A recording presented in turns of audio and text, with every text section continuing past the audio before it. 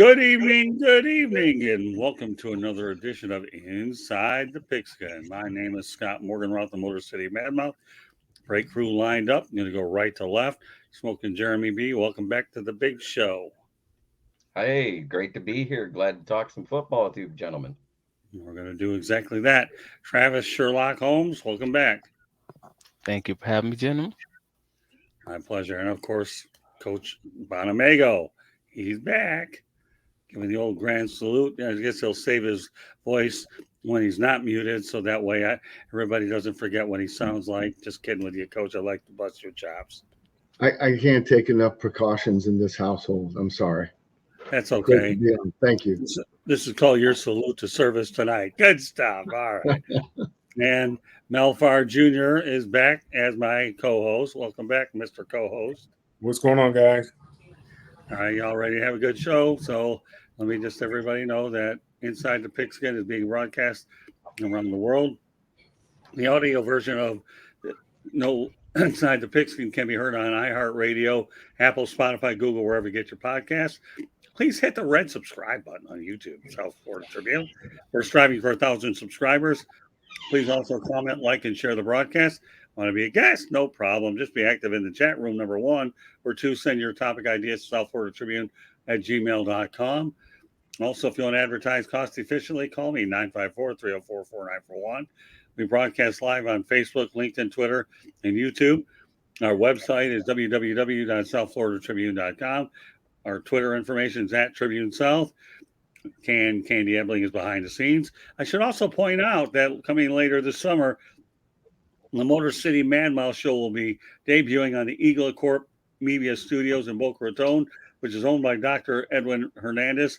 We'll keep you posted. The Eagle Corp, just so you know, is a technology-based company here in Boca Raton. So I'm looking forward to taking that situation as a director of broadcasting and building it from the ground up.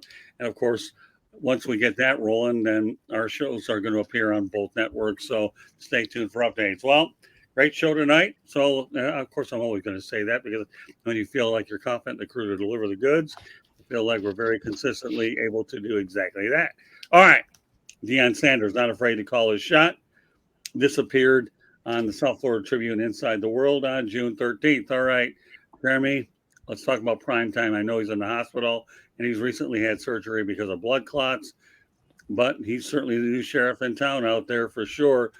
Give me your thoughts about the message that Sanders is going to send out in Colorado. Well, it's basically, player, you're not going to be here, right? Right. What else is he supposed to say? He's got to turn around a team that won, 2 games last year? Right. I mean, it is what it is. If you were on the team and you didn't play well, you better have played stellar to stay, as he proved when he cut 61 of them. All right, Travis. I mean, yeah, he's doing what he did at Jackson State, right? Like, this is the same process. The only difference is we're just seeing it on a much larger scale because he's at a bigger school. So he's getting even more media attention, which is a wild statement to say because it's Deion and he's a media attention magnet. The man knows how to stay in front of a camera and he knows how to stay in front of a microphone. Like, it's like a baby in a pacifier. So Deion is doing what he did at Jackson State. He's doing the exact same game plan, hoping that it works the exact same way. So they started out solid at Jackson State and became great really quickly. And that is sort of the hope. And frankly, he is a well-known athlete, a well-known, iconic NFL cornerback who is able to strike while the iron is hot as far as NIL, as far as the transfer portal, as far as all these things existing, and he is using them in an insane but also kind of intelligent way. You can't really knock him for it. It's just, hey man, I hope it works. And it seems like it might, just based on it being free agency without the money, honestly. Hello, Will Vogel. Glad you're always on here. You always bring a lot of great things to the show. Okay, Coach. Well, someone told me a long time ago, it ain't bragging if you've done it. And, I'm a big fan of Deion. I think he did a phenomenal job at Jackson State, not just to elevate that program, but I think, at least elevating the exposure for the HBCUs and the young men that choose to play there. I mean, shoot, he's doing everything within the rules. I mean, other people might not like it, but he's not breaking any rules. And so I applaud his aggressiveness. I mean, he's coaching the way he played. And, if you watch him and you really truly listen to what he says and his message to his players, he's being forthright. There's no secrets. I mean, and he's treating it like the business that it is. And now, with the NIL, with the transfer portal, it's college football, especially at that level, has always been a business. Let's not make any mistake about it. He's treating it more like the business that it is. And it goes both ways. Those players are free to transfer. I mean, they're negotiating their own deals. College players are getting agents to help them secure NIL funds. So again, I just go back to, he's not breaking any rules. He's working within the lines and just being very aggressive with it. I wish him luck. I think he will be successful. All right, I'm going to have Jeremy read Will's comments, and we'll turn it over to Mel. I think that Deion is going to bring in recruits to play for him and turn them around slowly. But I think in a few years he will be in charge of FSU, meaning Colorado is just a stepping stone. Boy, you know what? We're going to comment on that and hang tight with it there. Okay, that's a loaded one. Mel, first, give me your thoughts of that. Well, I think Deion is, looking at it just like an NFL coaching job. When you have a bad team, you don't fire the players. You get rid of the coach, and the coach comes in there, and they get rid of all the players and get the kind of players in there that they can feel that they can win with. Now, whether that's players that they're familiar with, or it's just different type of players in the organization because they know the type of players that were there, they weren't successful, and generally, what happens is you get rid of the head coach. He comes in and he cleans out everybody, and eventually, within a few years cycle, that whole team has changed. And Deion's doing it, like Coach Bono said, within the rules. This is, we talked about it a few weeks ago. I mean, this is something that they're allowed to do when they're coming as a first year head coach, where they can actually get rid of players. Now, if they decide to stay there at the university, they have to continue to pay their scholarship, but they're no longer on the football team. If they decide to go in the transfer portal, they're more than welcome to do that. And like Coach said, he was very upfront about it when he went in there and took the job, that this is what he's going to do. This is what we're looking for. This is what we're going to do. And he told them all to hit the transfer portal because, they were 2-11 or 2-9, whatever it was the previous year. And Deion's not, he's not a loser. He's a winner wherever he's been. Because of who he is, obviously he's must-see TV. And not only that, because of what he says, people always are intrigued by what he has to say because generally the things that he has to say are pretty powerful. But, Colorado is a tough job, and we understand that. We understand this is probably not his destination. This is probably something that is probably somewhat of a stepping stone until the job that he really covets becomes available. But right now, it's a good job for him. If he's able to get this program turned around and they're able to play, 500, 600, 700 football, I don't know if they're going to be able to compete for a natty. But, I believe he can turn that program around to where they're maybe playing for a Pac-12 championship. That's something that, Colorado has had some good football before. We know they won a national championship a number of years back. But, I'm looking forward to seeing what Deion's going to do. It's unfortunate that he's having these health struggles. That's, praying for him. And, hopefully he has a speedy recovery and he's out there and able to, to do the things that we know that he's capable of doing. And hopefully these health issues won't set him back. Yeah, I want to go back to Will's comments. Well, I could see him eventually going to Florida State, but not anytime soon. But, it's interesting how you throw it out there because it's his alma mater. I think Florida State made a mistake by not giving him the job earlier. I understand that he took Bethune-Cookman and he did pretty good things with him. But, yeah, if you win in Colorado, you're doing well. Well, I don't think you're that far off base. And you know what? I'll back it up with George Eichhorn's comments. Then again, you will, Jeremy. Will is getting way ahead of himself. Give Deion the time he needs to mold a winning team in Colorado. Yep. Everybody thought the same thing in Jackson State when he went there, and he turned them around in 2.5 years, was it? Right. So to say he can't do it at the next level, the athletic director asked him to give him 3 years. And Right. he lived up to that commitment. He said, "Give me 3 years, Deion. Don't do anything. Give me 3 years here." When they hired him, and he lived up to that commitment. Then he had an opportunity that a lot of people think came out of nowhere, and they paid him, a lot of money to go to Colorado, and he felt obligated to take that job. Okay, I'll Jeremy? say this. That's one of Oh, my go ahead, guys man. there. Lion King, don't sweat the Detroit Lions secondary technique. All right. Hey, I have a responsibility to put every comment up Hey, there. Scott, can I just make one more comment on Deion? Absolutely. Yeah, go ahead, Coach. I mean, I think, look, it's always players over plays, right? I mean, there's no mules racing in the Kentucky Derby. That's not an original one, but one I've Right. used a lot.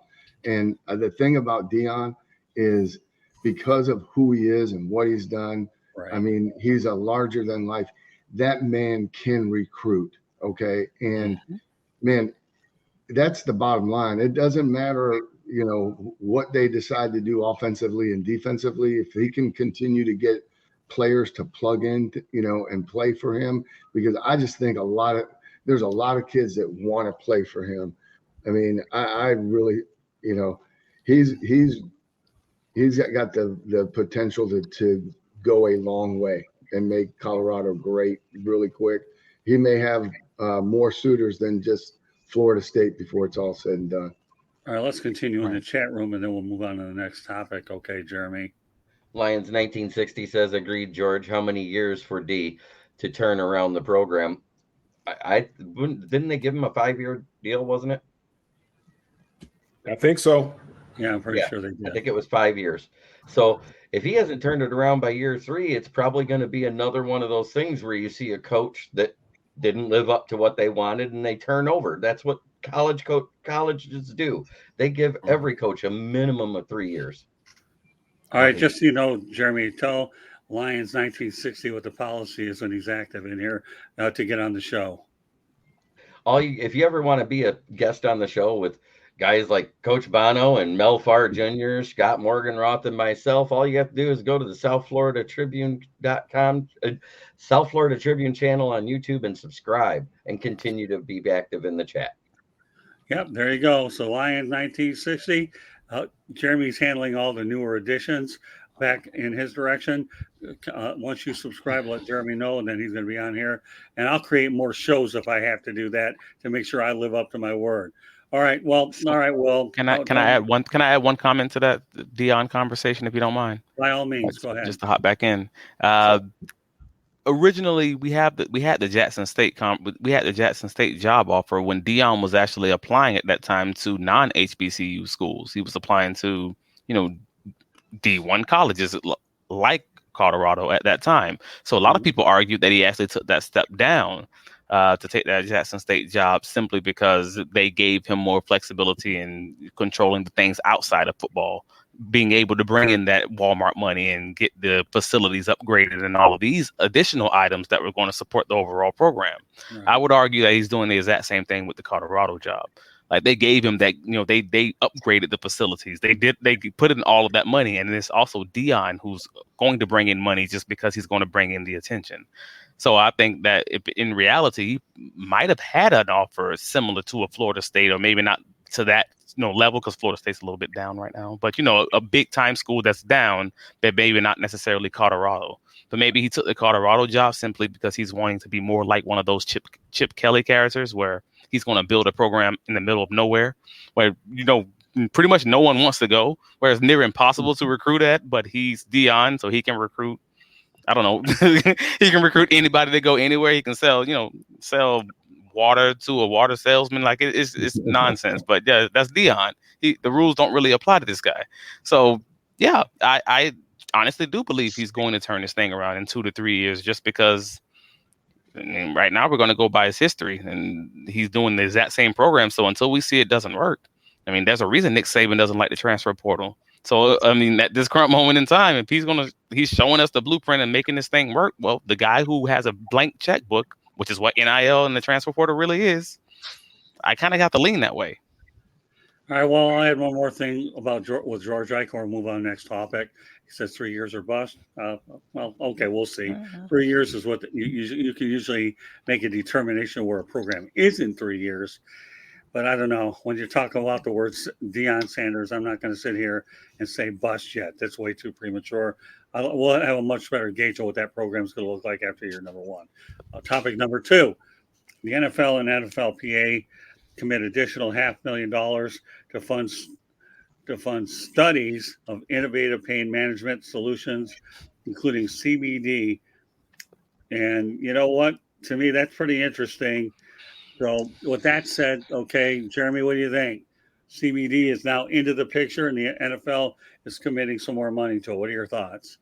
Well, CBD, which has a lot to do, it's made from hemp or weed, to be exact. But the CBD itself is actually the medicinal properties of marijuana, which there is a way to remove what makes you high and still get the medicinal properties. It's Right. actually very good for pain management. It's very good for anxiety. It's good for depression. It's good for blood pressure. And it's also good for fighting cancer. Okay, Travis, what's your take on this? I mean, yeah, it's always good, and I'm always going to be a fan of the NFL and, frankly, any professional association of professional sports league, opening their mind to different ways to make these players feel like human beings. Like, I'm always going to be like, we knew, I don't know, 20 years ago, 30 years ago, that this was a beneficial thing for professional athletes. How do we know this? They told us. They've been like, very many of these athletes have been publicly telling us this for the vast majority of my lifetime. So I'm ecstatic about them at least being open to something that's seemed pretty obvious for a very long time. We know the NFL is generally a conservative league. They're going to be a little bit slower with these movements. So, hey, good job at least studying it. But my biggest hope is that we move past the studying phase after we get just enough evidence that says this is beneficial, so that we can actually get these guys, these gentlemen, feeling again like normal human beings, or something remotely close to that, after all these car accidents they're in every week. Okay, Coach. Travis, great job. I think I don't really have too much more that I can add to that. I think I agree with everything you just said. And let's face it, I mean, it's already there, right? We all know that it's already being utilized. I think it's good that they're at least studying it and can make it, get it approved. Okay, Mel, you have final word on this.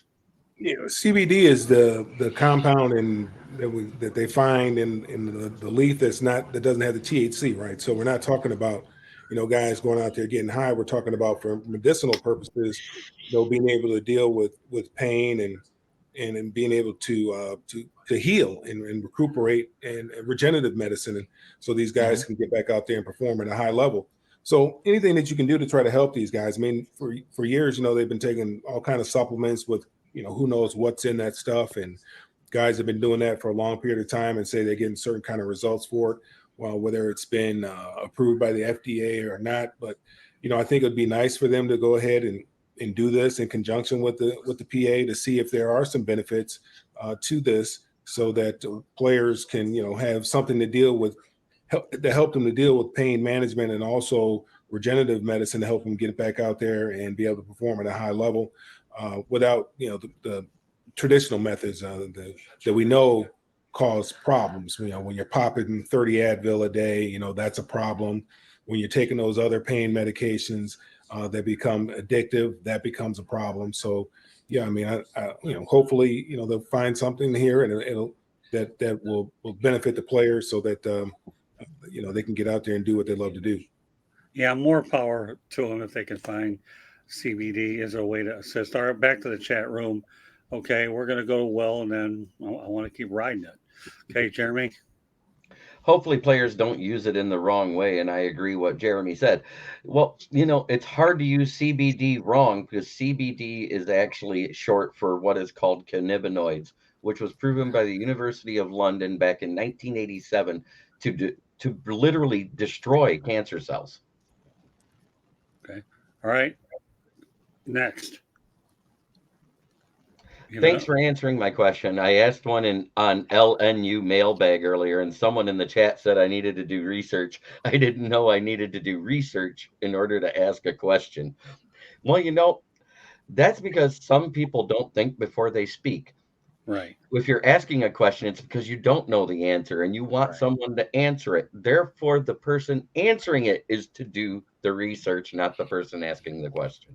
Lions 1960, keep watching these shows. We do things a lot differently. All we ask you to do is sit there, enjoy what we're doing, and learn as much as you can and contribute any way you see fit. I run a very loose ship here, and I rely on my team. I don't mind interjecting opinions, but to me, I'm not the only person on the show. I have a great supporting cast. So thanks for being a part of it, and we're looking forward to having you on. All right, Will, let's go back to all right, you go ahead, Jeremy. When I mean wrong way, I mean getting overly addicted. There is absolutely no addictive properties to CBD. Mm-hmm. Now, THC and being addicted to the high is a totally different thing. But we're talking about CBD, which is the removal of the THC. It's a very expensive process, and those pills cost more. Therefore, I don't think that will be an issue. Okay. All right. I have two topics left, and I'm going to turn over to my running back, Mel Farr. Just so happens these are running back related questions. According to CBS Sports, Garrett Podell, top 10 running backs for 2023 season. And these are what we're talking about in terms of paying. You have Christian McCaffrey, who leads at 16 million as number one. Then you have Derrickhenry of Tennessee, 2. Austin Ekeler of the Chargers, 4 is Nickchubb. Jonathantaylor of the Colts is 5. Josh Jacobs of the Raiders is 6. Saquonbarkley is 7. Aaron Jones of the Packers is 8. Tonypollard of the Cowboys is 9. And Dalvincook's a free agent. So, okay, I said a mouthful. Okay, so Jeremy, why don't you assess this list? I want everybody to assess the list. I don't want to sit here and get into a 9-hour conversation about everyone. Just assess the list. It's actually a pretty decent list, but the problem is some of those players are paid way over what they do now compared to what they did because they're paid for past performances. So you have to look at that as well. But the running back position is undervalued and underpaid to begin with. And you know what? Let's go back to our buddy Lions 1960. Okay. All right, Jeremy. I love this guy already. He got PO'd because I called him Suckfeld. How'd you know that Nate Sudfeld's name is Suckfeld with me too on my show? That's funny. Lions 1960. I'll just say one thing to you, pal. You're on a roll. Keep up the good work. All right. One more for Will Vogel. All right. And these are all very solid running backs who have deserved the money that they got. Okay. Onwards to Travis. It's funny because you brought this one up because that was part of my parting shot. So I'm not going to ruin it now, but I would running backs and how they're paid is a part of one of my parting shots. But most of the running backs are really good players. Like there's not you didn't name any one player that's just like, I don't think this guy is a top 15, maybe even, top 20 running back. The problem is even with the top guys you did name, one of them got traded. Christian McCaffrey. You have Derrick Henry. He was a potential trade candidate just this offseason. I mean, that was already in the conversations. And it's just such a weird thing with this running back position where you can be an incredible guy and it doesn't matter. Like some teams will pay you, and the vast majority of the teams just be like, "Hey, man, no, I'll pay 3 running backs, 2 vet minimum and 1 rookie, and we'll just take this thing together and kind of keep it moving." But the list is great. Like it's a hodgepodge of incredible players. It's just a very weird thing where you have these incredible guys and they may not be paid in the way that they should be. Again, Saquon's still arguing about how much he should be paid. So again, great list. It's just weird how it works out for him. All right. Well, Lion 1960, you have a friend in Will Vogel. Nice job, Lion. All right. With that said, we'll turn over to Coach. I like the list. Probably not necessarily how I would rank them. And the only question I would say is, where is Ezekiel Elliott? Free agent, not getting paid. All right, fair enough. Anything else you want to add to it? Nope. Well, Okay. it was a weird one because that was the top 10 paid guys, right? Yeah.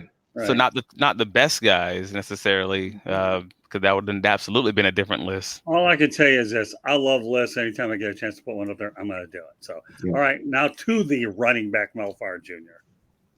Well, I had to disagree with something Jeremy said. He said the guys were getting paid for past performance. I mean, maybe only, maybe Christian McCaffrey, maybe, but I mean, I think what he's capable of doing in that type of offense and the Shanahan offense. The Shanahans are the ones that kind of ruin this whole running back thing, thinking you can get a guy off the street and go out there and get 1,000 yards, which they had a couple running backs do, or late round draft picks, or even Terrell Davis, because he was drafted late, but I think that was because of an injury.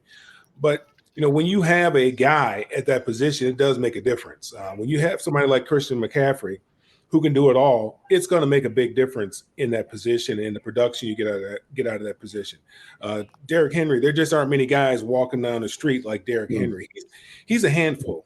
And once he breaks the line of scrimmage and gets to the second and the third level, you have to make a business decision. It really comes down to that. You're making a business decision as whether or not you're going to stick your head in there and get involved in that. So when you have somebody that's that guy, it really helps, number one, your quarterback, particularly if you have a young quarterback. It's going to help your defense as well, going to keep them off the field because you don't have so many 3-and-outs. You're able to sustain long drives, which gives your defense rest. You're able to, incorporate the play action game, keep the defense off balance, wear the defense out come the second half. After a while, guys they don't want it anymore. I mean, they're getting tired of getting leaned on. You've been leaning on for 3 quarters, and now here you come again. You got these big old 330, 40, 50-pound guys. And as a defensive lineman, you're a speed guy, and these guys are just leaning on you. You're tired, man. You're done. The line of scrimmage is a battle of wills. It's my will against your will. Somebody's will is going to have to give at some point in time. Right. And generally, the guy who's getting leaned on the most is you're probably going to break his will at some point in the game, and the game becomes a lot easier. So, I'm passionate about the running back position. I think what happened is some running backs, in a quest to try to get paid, made some bad decisions. You go back to the running back in Pittsburgh who decided Le'Veon Bell decided not to play, and even the running back at San Diego, Los Angeles, the Chargers, when he decided not to accept the money that he was trying to get. I don't know, 15, 16 million. They were offering him fair money. They ended up releasing him. He goes to the Broncos, and he didn't get anywhere near the kind of money that he was trying to get. So sometimes these guys price themselves out of the market because they see guys like Ezekiel Elliott and what he did, and he got paid. Derrick Henry was a short-term deal. Christian McCaffrey, for whatever reason, Carolina felt like they needed to pay him. He hasn't been able to stay healthy, but they paid him. Because they felt that he was going to be, that guy for him, but they ended up trading him, and San Francisco was more than happy to take on that contract because they know the type of, with that offense, what he's capable of doing. So I think there's been some missteps along the way that got the running backs in this situation that they're in right now. But you look at that group of running backs, that's a good group of running backs, and they're all very, very, they're still relatively young for, maybe old running back years, but they're relatively young as far as life is concerned. I mean, they're all under 30 years old and still are very productive. Okay, Jeremy, read the comment, please. Running backs are underpaid regardless of how much they're paid because of the pounding they take. Just saying. Well, And then Will Vogel says, I agree, Lions 1960. And he goes, and then Lions 1960 also says, yes, exactly. Totally agree with Mel. And DC8091, the NFL needs more Schlesingers, all Stotts, Vardelis, Rothmans, Campbells, Van Ignis. Van Egan's, you're too young for Van Egan. He's in the ballpark. Scared to hit the D and win doing it. Well, that's just it. Well, that's just it. There's an argument to be made here, and I think it's real interesting that because when Mel was talking, I immediately thought the same thing, and then DC 8091 kind of hinted at the same thing I was thinking. There's a boatload of running backs who can be just those guys who you can probably get for pennies or you can get for very small contracts. And if anything, that's what's causing this issue, because for every Derrick Henry out there, you may have a guy who can play a role like a Jamal Williams, who can be that sledgehammer for your team if you have a scat bat like a Swift as your main guy or an Alvin Kamara as your main guy, and you just need that hammer to be your other guy for a $3 million, $4 million, $5 million a year contract, and that is giving the running back market a real issue. If anything, that's the piece that I'm saying. I think the biggest part of that list. My biggest takeaway from looking at this list of individuals is the fact that the vast majority of these guys are versatile. The guys who aren't versatile, the guys who are only those sledgehammers like Derrick Henry, that may be the reason that they are so limited, because now they have to go and get another guy to do the other thing that you can't do. Versatility is becoming the biggest thing that NFL teams are wanting, so that defenses can't kind of key on you. Yeah, I'll mention one more comment. Corey was a dog, DC. Oh, I love watching Corey Schlesinger. All right, my last topic before I turn over to Mel. Melvingordon, running back, the worst position to play in the NFL right now. Several high-profile running backs still unsigned. And, of course, I'll mention the obvious list everybody knows. Talk about Ezekialelliott, Kareemhunt, Leonard Fournette, dalvincook. Gordon, mind you, is only 30 years old. So that's a loaded one. All right, Jeremy, you get the lead on this one. Well, I kind of alluded to this earlier when I talked about the best ones that play are not even on that list because they're sitting in free agency. Whether it's because they're long in the tooth, whether it's because they just haven't been signed. The most versatile one on that list that hasn't been signed yet is Kareem Hunt. Right. Okay. In my opinion.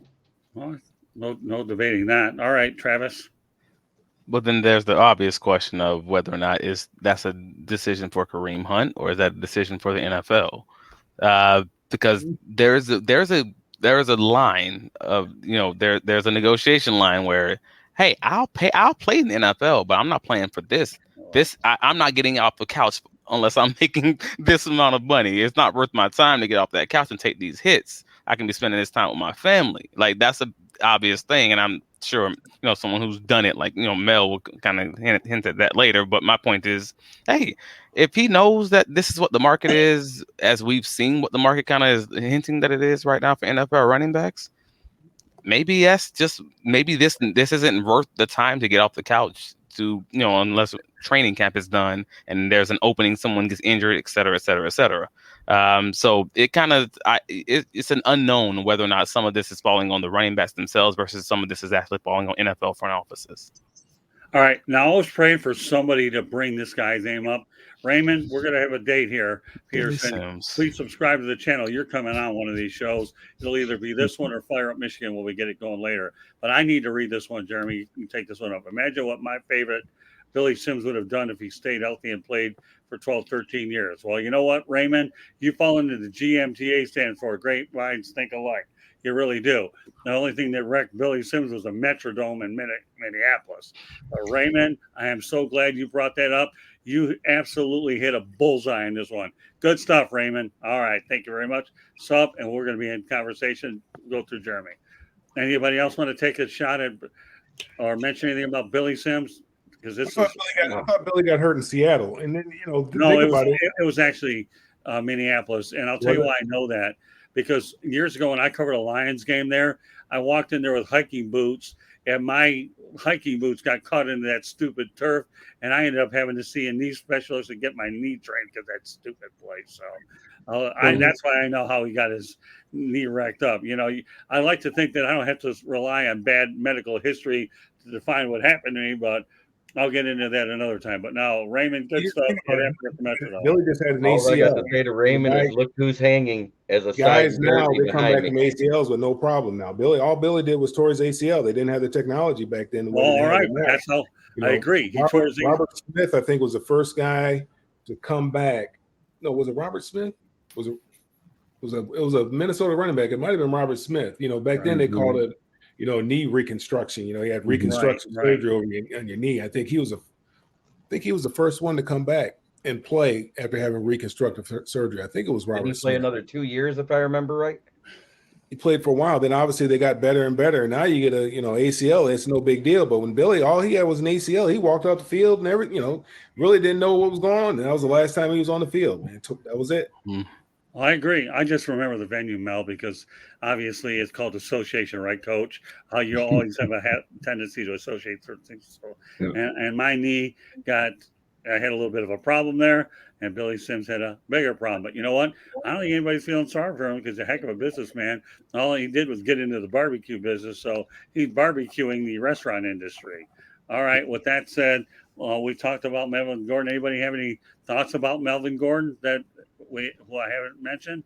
Coach, any thoughts about Melvin Gordon and the rest of them? I think there were some great points. I kind of agree with his statement, kind of going back to what we talked about last week and what I was alluding to in terms of just the shelf life of the running backs. I mean, those guys need to get as much as they can, as early as they can, because, unfortunately, they don't last a long time. Right. And, right, wrong, or indifferent, I think a lot of front offices, like to Travis's point, they might not have the one guy that can do everything, but they can get 2 guys or 3 guys that are cheaper to do all of those different jobs. All right, Mel, I'm going to turn it over to you. I'm sure you have a couple topics. Floor is yours. Well, let's go back to that list that you just mentioned. Sure. And, you got Ezekiel Elliott, Kareem Hunt, Leonard Fournette, and Dalvin Cook. Forget about money. Forget about money. Okay. Is Ezekiel Elliott more likely to be on an NFL roster in 2023 or an XFL or USFL roster in 2024? Jeremy? I think the latter. Yeah, just based on tape. We're talking about just based on what he put on tape. Travis. Ooh, that's rough, man. Because the answer, and I think we all know it and don't want to say it. But no, out of those guys, I don't know how he gets on the roster unless he's making pennies. And like I said earlier, I don't know if they're going to pay him enough to get him off the couch. And that's a great point that you make, because football is hard. And, like I told my nephew when he decided he didn't want to play in college, I said, man, hey, look here, I don't blame you, because it's tough.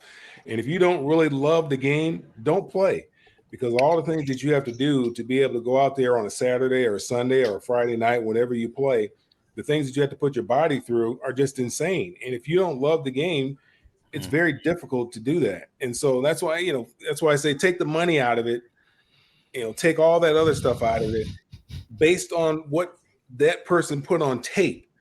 What do you think, Coach Bono? I think you see Ezekiel Elliott back in the NFL again?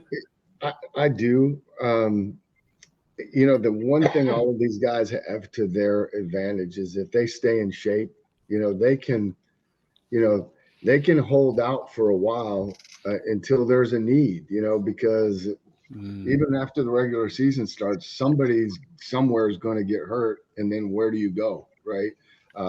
You're not going to get a veteran player off somebody's practice squad. And all of a sudden now, Ezekiel's out there, or, if Dalvin Cook is out there, they'll get a fair deal. But again, it's Travis, you're making some great points tonight. It's like, how much is it going to cost to get me off the couch? And for some of these guys, maybe they've made enough money, and that's not the motivating factor. I mean, it's not. They're definitely not going to, shortchange themselves. I would say that. Yeah, I mean, Leonard Fournette, he's won a Super Bowl. Kareem Hunt, I think he wasn't with Kansas City when they won, right? He was gone by then, was he? Or was he there? Actually, no, he was suspended that year in Cleveland the next year. Yep. Okay. Toledo Rocket. Dalvin Cook. So, I mean, Dalvin Cook's a good back. I mean, he's going to have an opportunity to play. Now, what kind of money is he going to get? I don't know. Leonard Fournette, he still has some, Leonard Fournette still has some, to me, he still has some tread on the tire.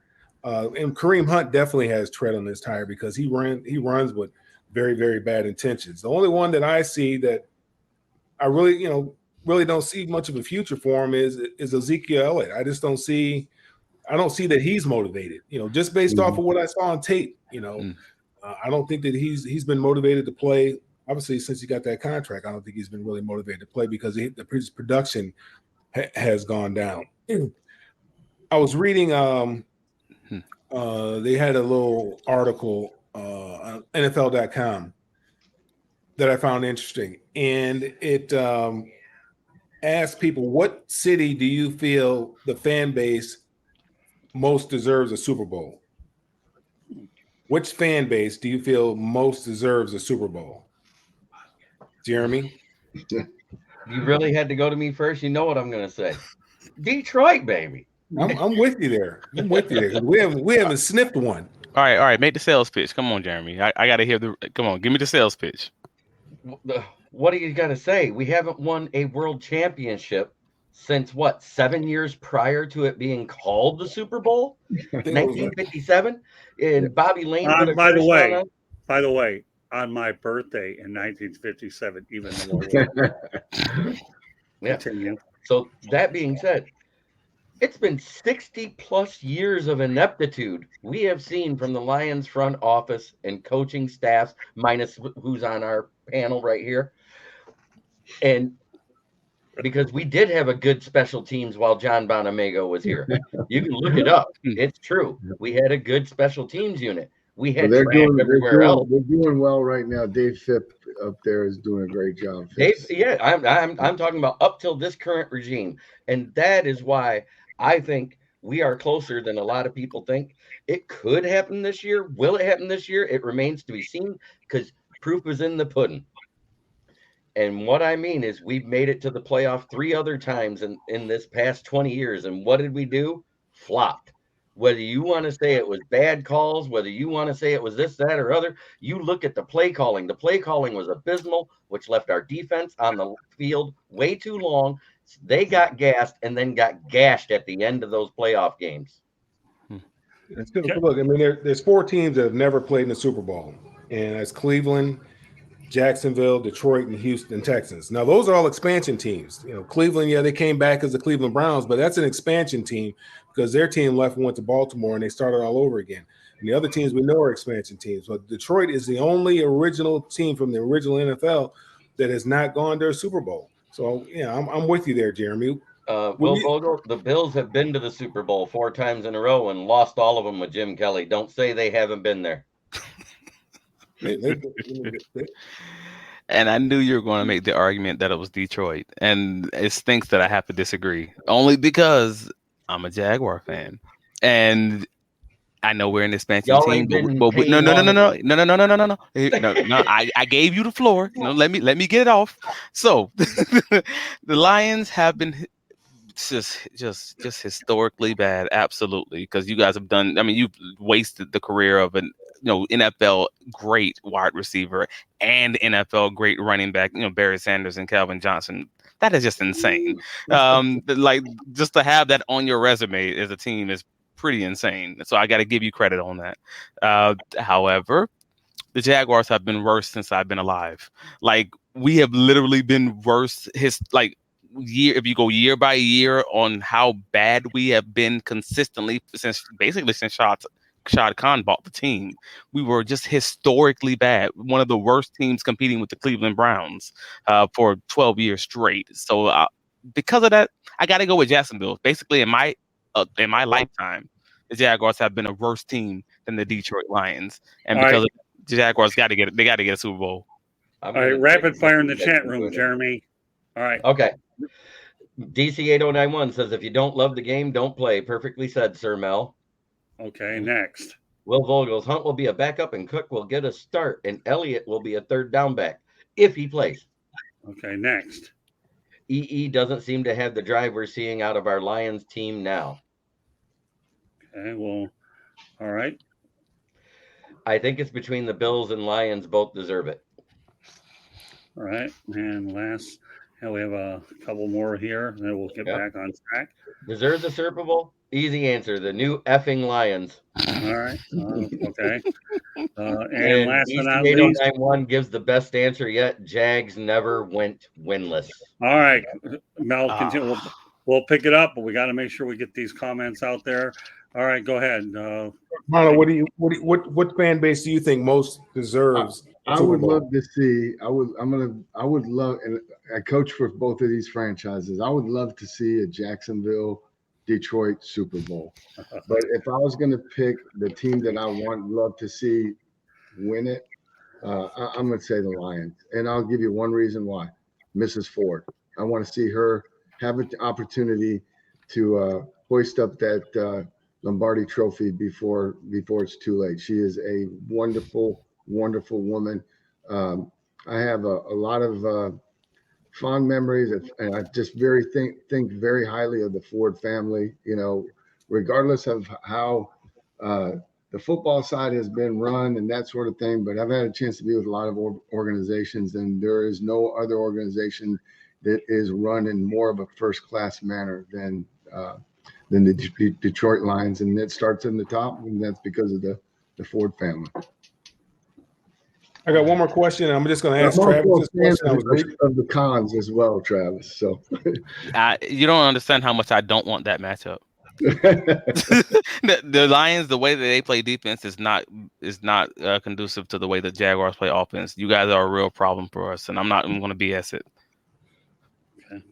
We appreciate that, Travis. But I mean, it'll be nice for you to get to the dance. So play against anybody, it wouldn't matter who they get to, who they play against. Rather, I got one question I'm going to ask you, Travis. And I was reading something on Fred Taylor, and he said that he feels he's a Hall of Famer. What do you think? Since you're a Jacksonville Jaguar fan. Yeah, I don't think he's a Hall of Famer. I don't think it's a question. Very good. I don't think it's a question. I think he's past that Hall of Very Good level. He is that guy who's absolutely not going to make the Hall of Fame that first vote or that first few votes, but he is going to absolutely squeak in time. One Pro Bowl and no All Pros. Never led the league in rushing. Doesn't have an MVP title. Doesn't have a Super Bowl title. A lot of that really came down to his injuries, though, and that's it's a sucky situation, but it's not so crazy. It's not so significantly different than even Tony Baselli. The only biggest difference was Tony Baselli did get his All-Pro votes, and that was the biggest difference. But if you're asking the guys who played the game at the time, most running backs would agree that Fred Taylor did belong in that conversation. That was always that conversation of whether or not he's over that line. He's one of those borderline guys that it's going to be. It's going to take a light year as far as the votes are concerned. You're going to have to make sure you just don't have very many running backs getting in, and he may get the votes in that way. But yeah, it's not even about running backs because they don't go in. I mean, right. Number of players that go in, who every year, Tom Brady's coming up here pretty soon. They're going to have Drew Brees, Aaron Rodgers is going to be retiring pretty soon. There's a lot of guys that keep retiring. Aaron Donald's going to retire at some point in time. There's guys that are shoo-in first ballot Hall of Famers. Coach Bono, did you get an opportunity to coach Fred when you were down there? I did. I was when we were talking about the running back position. I mean, I remember coming in, to the Jaguars as my first NFL job, and after coaching college football and really coaching college football at West Point and seeing Fred Taylor in real life in the live flesh, and I was like, oh my God, this guy is a running back. I mean, he was a monster, and I love Fred. Man, if I had a vote, I would vote for him. Yeah, a lot of writers feel one way, but you've asked the players that played against him, they feel like, and that are Hall of Famers. They feel like he definitely, deserves the opportunity to have the discussion to be put in the Hall of Fame and also, be inducted into the Hall of Fame. All right, that's it for me, Scott. Back to you. All right, Jeremy, you go ahead and read the next two comments, and I have one somber note that we have to talk about that occurred today, an NFL problem. So first of all, go ahead, Jeremy, with these two comments. Lions 1960. Yeah, Sheila deserves it. It'd be a great FU from her after being told she didn't have a place in the NFL. I was speaking more to her mother. I knew you were. You rarely make the Hall of Fame without multiple All-Pro and Pro Bowl selections. True. And that was always his issue. They had a real nice thing one time with the ladies at the NFL with her and what is it, McCaskey, the Chicago Bears. Mm-hmm. Mrs. Hunt, who just passed away not too long ago. They had a real nice thing with Mrs. Ford and all them, where all the ladies were talking and having a discussion and conversation of what it's like to be a female owner in the NFL. It was really nice. If you can find it, I think it's it's worth watching. Okay, unfortunately, on a somber note today, I learned about it earlier this afternoon. Rest in peace, Ryanmallett. He died of a drowning accident out in Destin, Florida, at the age of 35. So, our hearts and prayers are with the Mallett family. I believe he played at the University of Michigan and Arkansas, and then he played with the Patriots. So, it's just one of those things that I remember when he played at Arkansas with Darren McFadden. Good point, Will. I'm glad you're able to remember that. Ryan Peace, dead at the age of 35, gone way too early. Anybody want to talk about briefly before we call it a night? Ryanmallett, what can you say? He went to the Patriots, I believe it was, where he was a backup quarterback. He came in after Tom Brady got hurt that year and earned himself a contract with another team because he did well. I think he went 3-2 in that 5-game run. Right. He was completing over 65% of his passes. He threw in those 5 games. He threw for over 1,000 yards and had more touchdowns than interceptions. As a backup, you can't ask for better than that in that situation. And, my heart goes out to their family, especially his mother and father, because no parent should ever bury a child. Well said, Jeremy. All right, Travis, any thoughts? Yeah, man, that sucks, man. That's rough, and that's a rough way to go. Even and this was his first year coaching. Like I think he was a high school football coach. Like just that impact across the league, that impact across that team. Those kids. Like everything, man. It just sucks for all parties involved. Absolutely praying for that family and praying for that community, man. It stinks. Well, Coach, this is unfortunate, isn't it? It certainly is. I mean, you hate to see anybody pass, especially that young. And, prayers for his family and everyone who knows him intimately. Okay, Mel, you have final word on this. Yeah, unfortunately, it seems like every day we're hearing about some young person that's passing away that played the game because of one reason or another. Obviously your heart goes out to the family. We all have kids, so even though we can imagine, but we can't possibly know what that family is experiencing right now. Last week we were talking about Ray Lewis's son, and it's something, one of those things that you don't want to think about. But obviously my prayers and thoughts are with the family, and hope that God gives them peace and understanding during this extremely difficult time. Okay, I'll put one more Lions comment up. Oh my gosh, Ryan had a cannon for us. Loved watching him. Yeah. He must be talking about at U of M, because he did. He came in a couple games that year that he was here. Who was it he was backing up that got hurt that year? I want to say it was Shoelace. Denard Robinson. Shoelaces. Mm-hmm. Yeah. All right. Well, nevertheless, rest in peace, Ryanmallett. All right, I'm going to go over some company business, and we'll let everybody else mention theirs afterwards, since mine's a little bit longer than most. I just want to let everybody know that Inside the Pigskin is being broadcast around the world.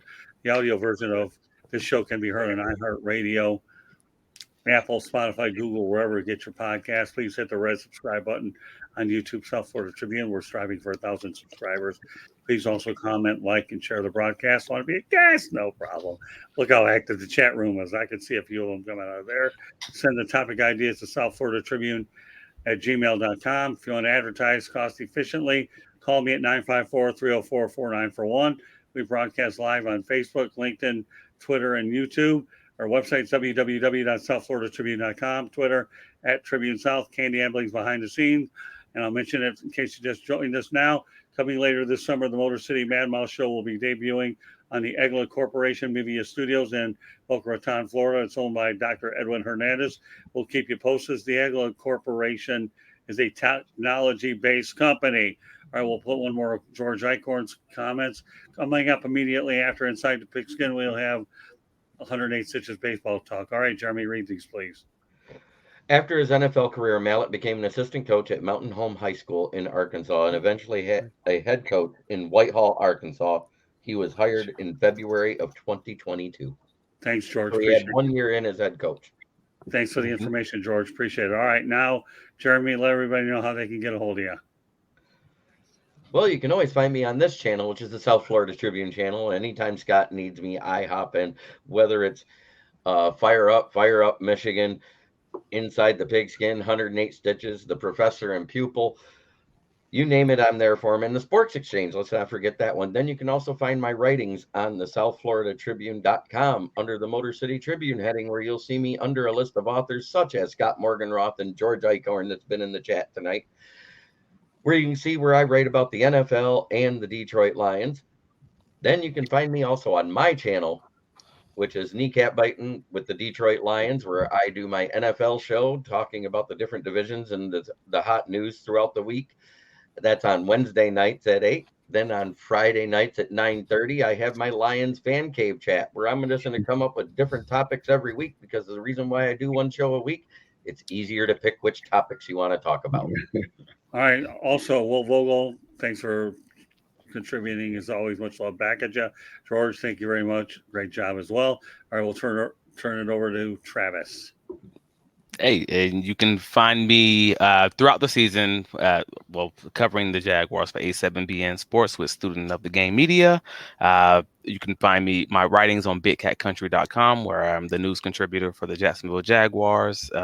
And also you can find me here every week in season, every 2 weeks in the off season, Inside the Pigskin. I always appreciate you guys having me, and I'm loving the growth. Oh, you're doing a great job, Travis. What can I say? Found you up in Jacksonville, and I really committed grand larceny stealing you. I committed grand larceny with all four of you guys, so whatever. All right, Coach, you tell them how they get a hold of you. You can't. You can only find me on this channel and this show. Otherwise, you got to get a boat and hope you can find me out on the lakes, on the water somewhere. All right, before we turn it, after the fish you caught, that was pretty good. All right, Jeremy, I'll give you a parting shot before we turn it over to Mel. I'm speaking as a parent who had to do exactly what Mr. Mallett's parents are doing. It's the worst pain and the emptiest feeling in the world. And anytime you hear about something like this, it brings that pain back. Okay. So please, if you can, take your time. Reach out to them if you know any of them. Offer your prayers, offer your condolences, and offer your hugs and love, because they need it right now. Well said. Okay, glad you got that one in, Jeremy. All right, last but not least, the co-host, Mel Farr. Find me on all the social media at Mel Farr Jr., Twitter, Facebook, LinkedIn, and Instagram, and also follow what we have going on here in Atlanta and also in Detroit at melfarr.org. All right, well, that concludes this edition of Inside the Pigskin. Following Inside the Pigskin, we have the Sports Exchange coming up. So on behalf of Smoke and Jeremy B., Travis Holmes, Coach Bono, and Mel Farr Jr., thank you very much for joining us on this edition. I doubt that we're going to have an edition on July 4th, but we will be back in 2 weeks. So I just want to make sure that on behalf of this crew, we'll come back the following week. So everybody enjoy your July 4th holiday. I will put this particular show up on next Tuesday night so you can listen to it again, so we have continuity there. So guys, we'll see you in 2 weeks. Enjoy your July 4th holiday, and this will be actually on social media next Tuesday, July 4th. So enjoy your July 4th, everybody, and I want to thank everybody for joining us. And let's see if there is yet another comment. Great show, Candy Ebling. Glad you were able to put it in there. So on behalf of this crew here, enjoy your July 4th. There's a tongue twister for you. And we will catch you in a couple of weeks. Take care, everybody, and have yourselves an awesome night. Good night now.